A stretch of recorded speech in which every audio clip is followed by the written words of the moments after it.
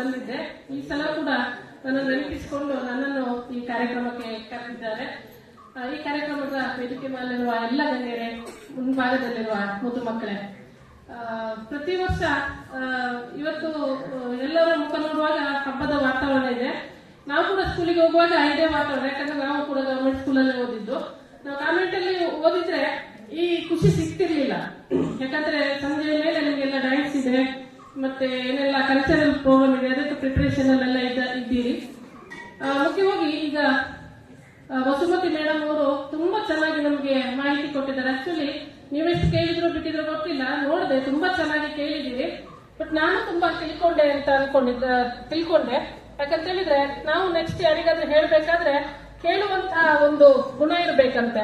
ನಾವ್ ಯಾವತ್ತ stage share ಮಾಡ್ಕೊಂಡಾಗ ಇನ್ನೊಬ್ರು ಮಾತಾಡುವಾಗ ನಾನು ತುಂಬಾ ಚಂದ ಕೇಳ್ತೇನೆ. ಯಾಕಂತ ಹೇಳಿದ್ರೆ ನಾನು ಇನ್ನೊಂದು ಕಡೆ ಮಾತಾಡುವಾಗ ಆ ವಿಚಾರದಲ್ಲಿ ಒಳ್ಳೆ ವಿಚಾರವನ್ನು ಮಾತಾಡ್ಬಹುದು ಅಂತ ಹೇಳಿ. ಹಾಗಾಗಿ ನಾನು ಹೆಚ್ಚು ಸ್ಕೂಲ್ಗಳಿಗೆ ನಾನು ಎಷ್ಟು ಕರೆದ್ರೆ ಹೋಗುದೇ ಇಲ್ಲ. ಯಾಕಂತ ಹೇಳಿದ್ರೆ ಸಣ್ಣ ಮಕ್ಳಿಗೆ ಮಾತಾಡ್ಲಿಕ್ಕೆ ನಂಗೆ ಬರಲ್ಲ. ದೊಡ್ಡವರಿಗಾದ್ರೆ ನಾನು ಗಂಟೆಗಟ್ಟಲೆ ಮಾತಾಡ್ತೇನೆ. ಏನೆಲ್ಲ ಮಾಡ್ಬೇಕು ಅಂತೇಳಿ ಸಾಮಾನ್ಯ ಜ್ಞಾನವನ್ನು ನಾವು ತುಂಬಾ ಚೆನ್ನಾಗಿ ನಾವು ತಿಳ್ಕೊಳ್ಬೇಕು. ಇವತ್ತು ಸ್ಕೂಲ್ನಲ್ಲಿ ಎಲ್ಲವನ್ನೂ ನಮ್ಗೆ ಟೀಚರ್ಸ್ ಹೇಳಿಕೊಡ್ತಾರೆ. ನಾನು ನನ್ನ ಟೀಚರ್ ಅಂಬಾತನೆ ಮುದ್ರಾಡಿ ಅಂತ, ನಾವು ದಕ್ಷಿಣ ಕನ್ನಡದಲ್ಲಿ ಓದಿದ್ದು. ಅವರ ಪೆಟ್ಟಿನ ರುಚಿ ನನಗೆ ಇವತ್ತು ಕೈಯಲ್ಲಿದೆ. ಅವರು ಸ್ಕೇಲ್ ಅನ್ನು ಉಲ್ಟ ಮಾಡಿ ನಮ್ಗೆ ಹೊಡಿತಾ ಇದ್ರು. ಒಂದು ಸಲ ತಿಂದಿದ್ದೆ, ಆ ರುಚಿ ಇವತ್ತಿಗೂ ಇದೆ ನನಗೆ. ಹಾಗಾಗಿ ಇಷ್ಟು ಮಟ್ಟಿಗೆ ನಾವು ಬೆಳೆದಿದ್ದೀವಿ ಅಂತ ನಾನು ಅನ್ಕೊಳ್ತೇನೆ. ಇನ್ನೊಂದು, ಮನೆಯಲ್ಲಿರುವ ಕಷ್ಟವನ್ನು ಅರ್ಥಕೊಂಡಿದ್ದೀವಿ. ಹಾಗಾಗಿ ನಾವು ಇದೆಲ್ಲವನ್ನು ಅರ್ಥ ಮಾಡ್ಕೊಂಡ್ರೆ ನಾವು ಜೀವನದಲ್ಲಿ ಏನಾದ್ರೂ ಒಂದು ಸಾಧನೆ ಮಾಡ್ಲಿಕ್ಕೆ ಆಗ್ತದೆ ಅಂತ ನಾನು ಅನ್ಕೊಳ್ತಿದ್ದೇನೆ. ಯಶವಂತ್ 9ನೇ ತರಗತಿ, ಕನ್ನಡ ಅಂದವಾದ ಬರವಣಿಗೆ ಪ್ರಥಮ, ವಿಜ್ಞಾನ ವಸ್ತು ಪ್ರದರ್ಶನ ಪ್ರಥಮ. ಕ್ಲಾಸ್ ಹಾಕ್ಬೇಕು ಮಕ್ಕಳು. ಹರ್ಷಿಯಾ 10ನೇ ತರಗತಿ, ಥ್ರೋಬಾಲ್ ಪ್ರಥಮ, ಕಬಡ್ಡಿ ದ್ವಿತೀಯ, ಅಂದವಾದ ಬರವಣಿಗೆ ತೃತೀಯ. ಸಾನ್ವಿ ಎಂ ಶೆಟ್ಟಿ, ಥ್ರೋಬಾಲ್ ಪ್ರಥಮ, ಭಾವಗೀತೆ ದ್ವಿತೀಯ, ಗಣಿತ ಮಾದರಿ ಪ್ರಥಮ. ನೋಡ್ರಿ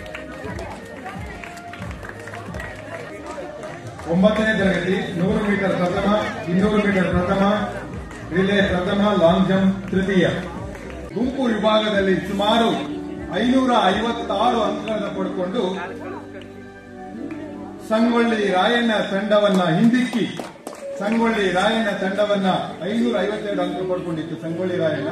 ಕೇವಲ 4 ಅಂಕಗಳ ಮುನ್ನಡೆಯೊಂದಿಗೆ ಝಾನ್ಸಿ ರಾಣಿ ಲಕ್ಷ್ಮೀಬಾಯಿ ತಂಡ ಸಮಗ್ರ ಪ್ರಶಸ್ತಿಯನ್ನು ಪಡ್ಕೊಳ್ತಾ ಇದೆ.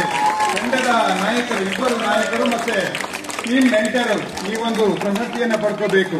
ತಂಡದ ನಾಯಕರು ಮತ್ತು ಟೀಮ್ ಮೆಂಟರ್,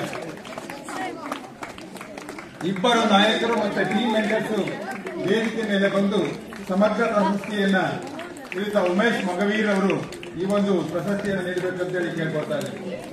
ಎಲ್ಲ ಅತಿಥಿ ಮಹೋದಯರು ಕೈಗೊಳ್ಳಬೇಕು. ಜೋರಾದ ಚಪ್ಪಾಳೆಯೊಂದಿಗೆ ಸಮಗ್ರ ಪ್ರಶಸ್ತಿಯನ್ನು ಪಡ್ಕೊಳ್ತಕ್ಕಂಥ ತಂಡ ಝಾನ್ಸಿ ರಾಣಿ ಲಕ್ಷ್ಮೀಬಾಯಿ ತಂಡ. 556 ಅಂಕಗಳು, ಕೇವಲ 4 ಅಂಕಗಳ ಮುನ್ನಡೆಯೊಂದಿಗೆ.